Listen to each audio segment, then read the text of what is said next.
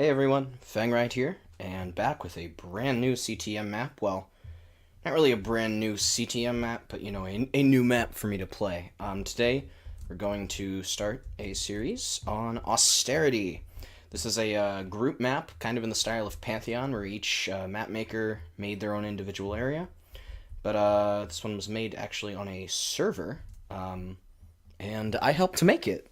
But while I've played large portions of this map, I haven't actually played the entire thing, especially not in its current version, and so I figured now might be a good time.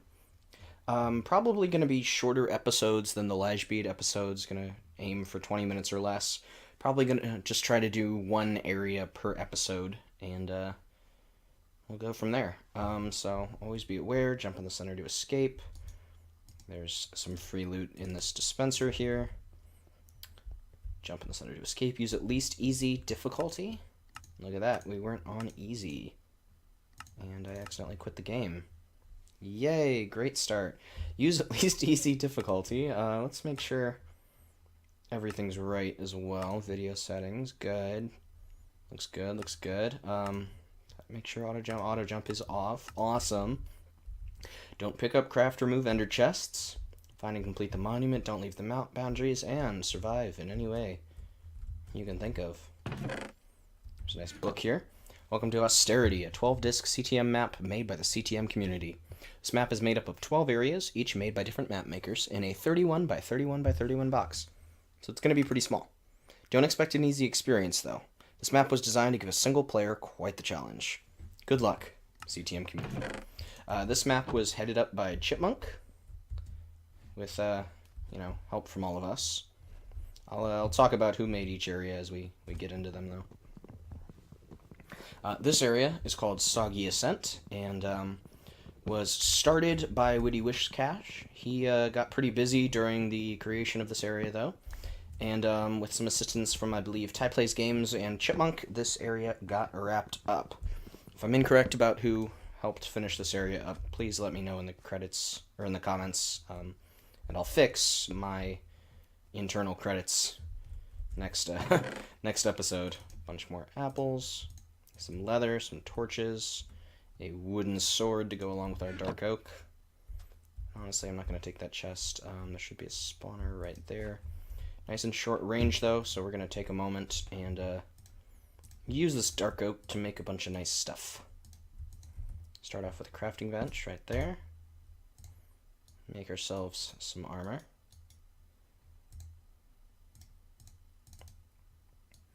Let's do chest and pants. It's the best bang for our buck right now, I think. Let's get ourselves a nice pickaxe. We're going to go ahead and make ourselves a hatchet as well, or an axe. We'll call that good. Yeah, and we'll pick our axe back up and let's go blitz this spawner.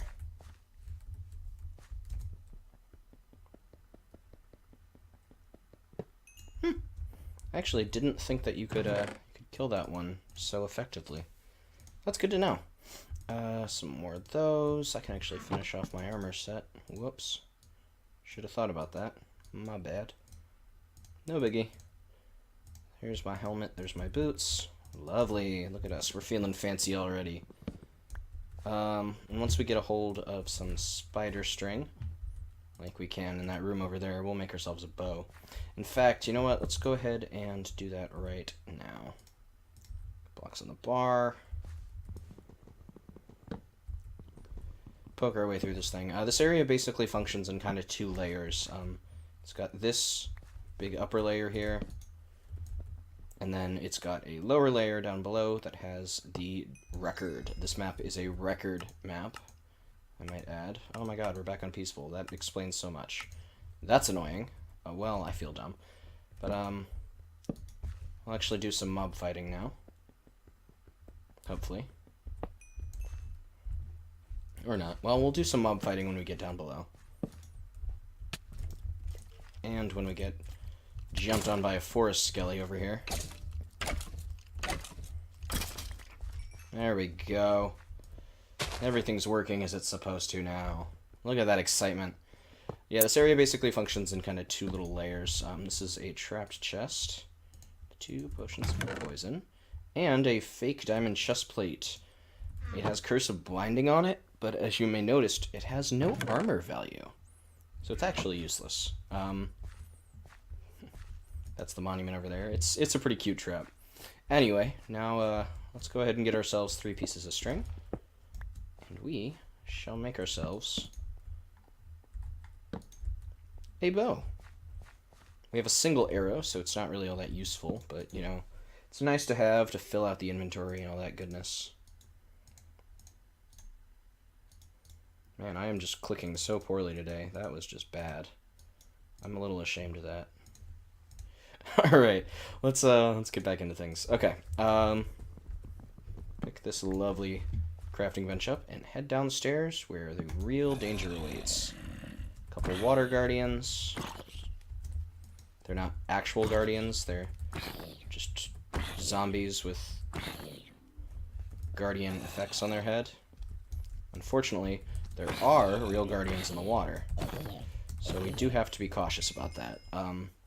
Luckily, the guardians in the water can pretty much be ignored for the most part. They're not really all that dangerous. It's the skeletons. Oh god, there's a lot of them. It's the skeletons we have to be careful of.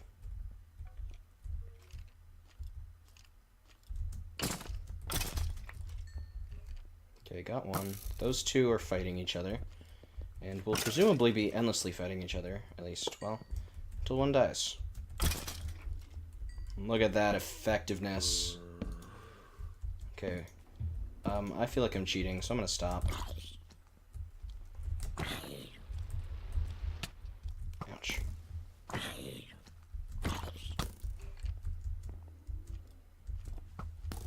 Taking a lot of damage here.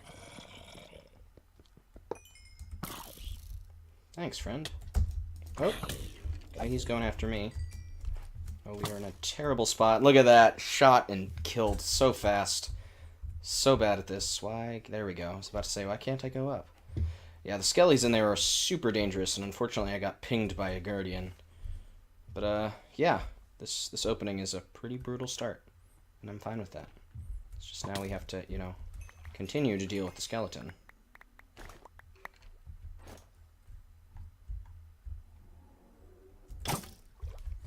Alright, let's take him out. Oh dear. This might be a problem. There we go. Now he's dead.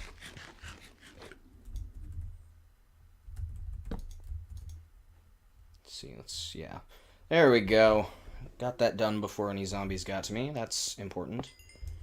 They did spawn, but I don't see them anywhere. There's the guardian. Alright, let's reorganize our inventory real quick.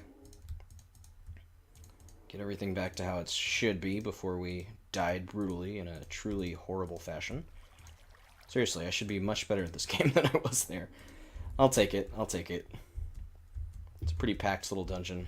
And these guardians are nasty. Uh-oh.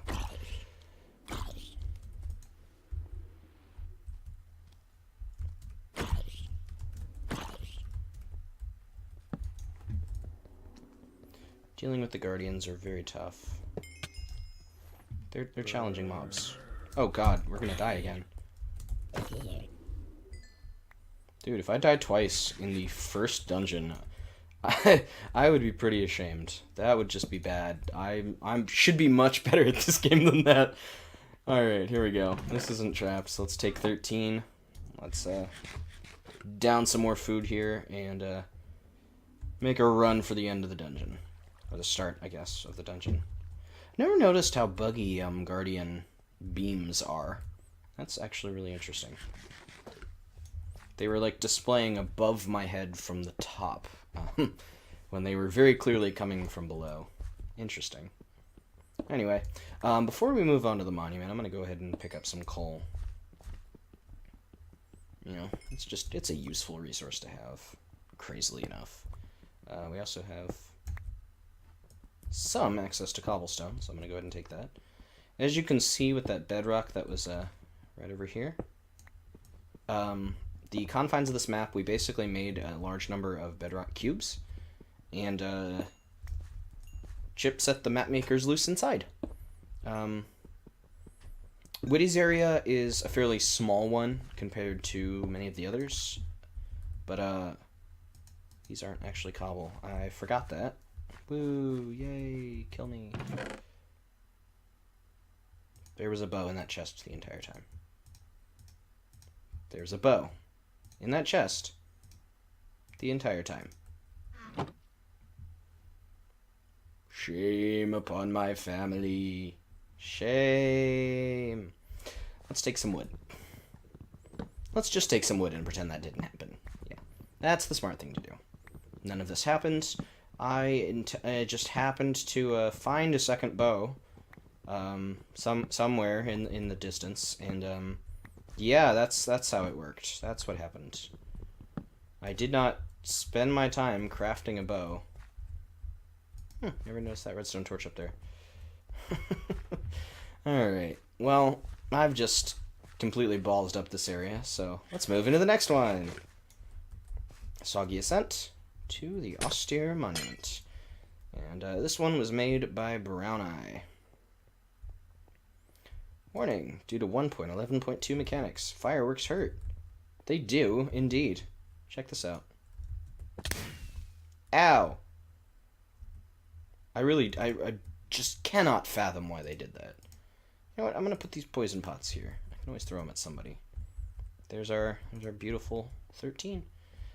This button, because the compact nature of this map, this button basically is a way to kind of kill off mobs if an area gets too packed and you are not able to clear your stuff. Or retrieve your stuff because of how packed it is. So down here is the storage section. As you can see, it just kind of loops around like that, but kind of shortcut down. Actually, isn't anything in those furnaces, and I'm almost a little disappointed. And then 2 more ferni. Let's go ahead and store some stuff in here. We're gonna put pretty much all in. I'm gonna keep this on me actually, but the andesite we don't need. Like, the majority of this stuff is just not stuff we need to keep on us. Make another torch. Well, 4 torches. You know, might as well. We don't need this cursive binding diamond, fake diamond plate body. So a couple handy things. There is a trader that makes spider string incredibly useful because he's a bro. Lunatic Joe's Jelly Junk. He doesn't accept don't accept trades after the barriers because sometimes they bug out and stuff happens. But you can trade in things like a fishing rod for 4 fish, some rotten flesh for some leather, and some bones for some wood. He's basically kind of a way to, just if you have some early tier items that you don't really need anymore, he's your way to get more. Anyway, let's go ahead and pop into the bed. And now, we'll head upstairs.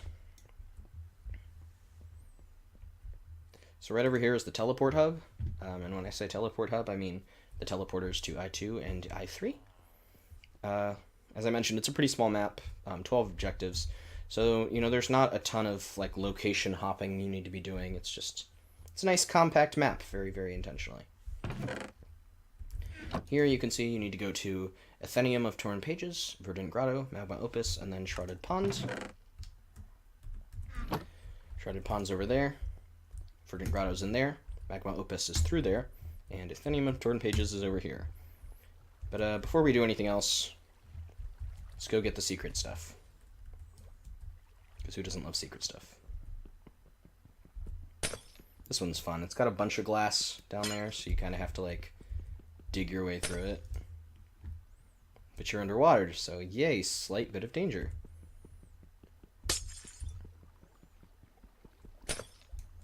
Anyway, there's the chest. Get more air, and down we go. Give stuff. Bunch of torches, and a regular potion.